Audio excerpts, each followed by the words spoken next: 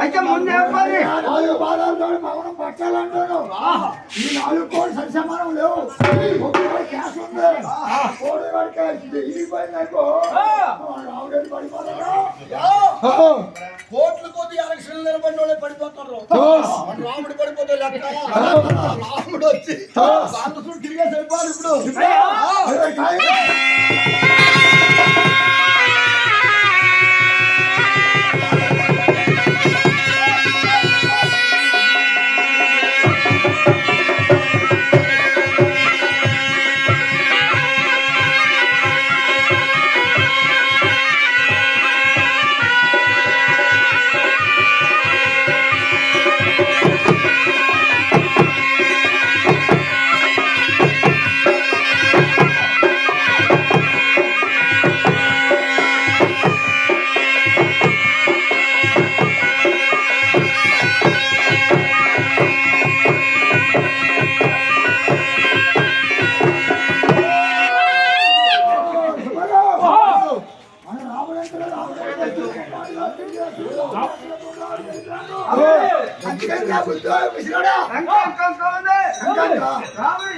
రాముడు మళ్ళా వచ్చి జరిగి బల్ల మీద 4 పాదాలు పెట్టాడు.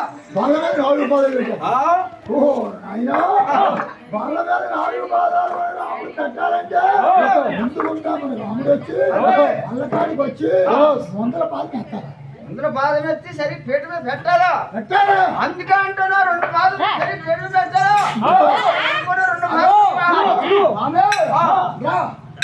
2 ఈ పొద్దుని ఆడు చూస్తాడట. ఈ పాడు చూసేస్తాడట. మరపడిరా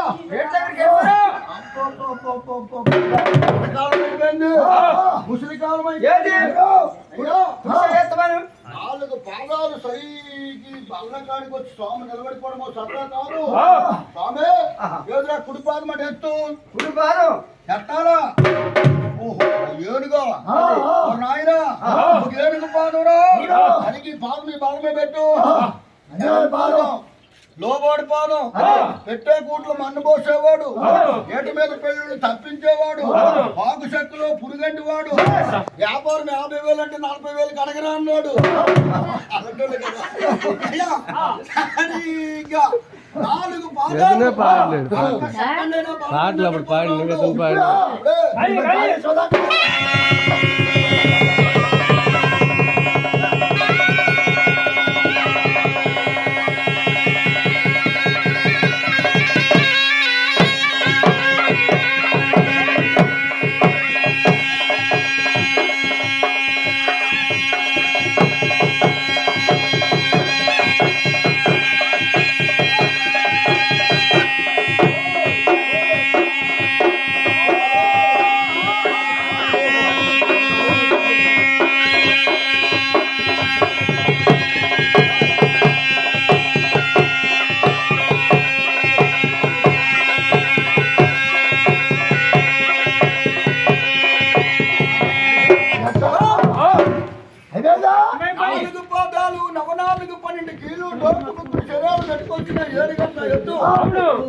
పాదాలతో పవనం పట్టడం అంటే అంత కష్టం. ఒక శతం జైలు ఉండడానికి కొన్ని కోట్లు ఖర్చు పెట్టి బయటికి వెళ్ళిపోతామంటే బయట ఉన్నా ఉన్నట్టే లోపల ఉన్నా ఉన్నట్టే. అలాంటిది 4 పాదాలతో నిలబడటం ఎంత కష్టమో ఇలాంటి వాళ్ళు తెలుసు. ఎందుకు దీని పనులు 100 ఆవులు కాసి ఆ ఆలమందితో తిరుగుతుంటే ఏ వస్తువు వెడి జారిపోయినా ఎంత ఇబ్బంది పడిపోడు. అప్పుడు తిరిగే పావుడిది ఆలేసుకుని గొడుగు పావుడు పావుడు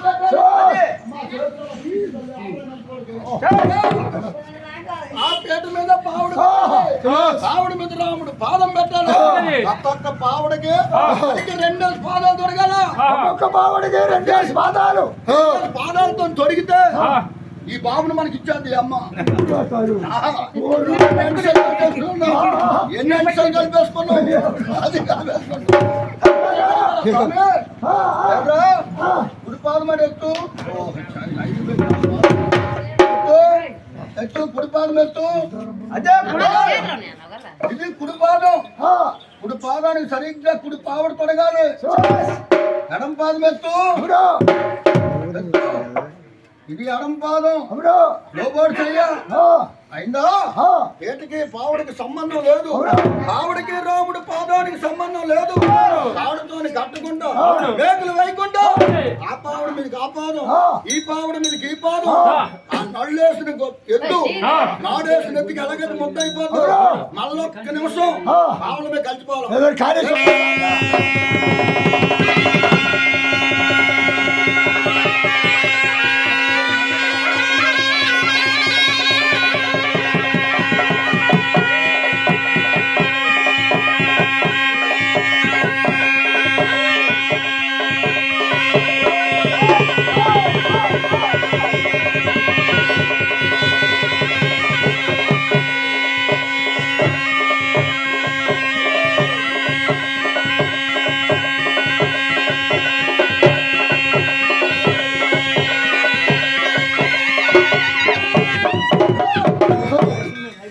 పెద్దవాడు అయిపోయాడు అదో పని కాదు. బాబు గారు ఇల్లు ఎక్కడైతే ఉందో మళ్ళీ దిగిపోయి మళ్ళీ ఒకసారి వెనకాల దిగిపోతుండ అప్పుడే వెళ్ళి దిగు స్వామి వెళ్ళి దిగు దిగు ఎరుకు